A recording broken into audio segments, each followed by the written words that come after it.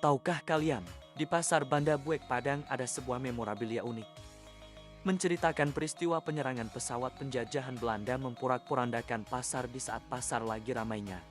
Tepatnya tanggal 17 Januari tahun 1947, hampir 50 orang tidak selamat pasca penyerangan tersebut. Korban yang berjatuhan sebagai dibawa ke rumah sakit dan sebagai lagi masih berada di Pasar Banda Buek. Hal ini disebabkan banyak yang tidak dikenali. Karena pasar ini satu-satunya pasar yang masih aktif karena Pasar Raya Padang dijaga oleh penjajah. Proses penguburan tidaklah berlangsung lancar.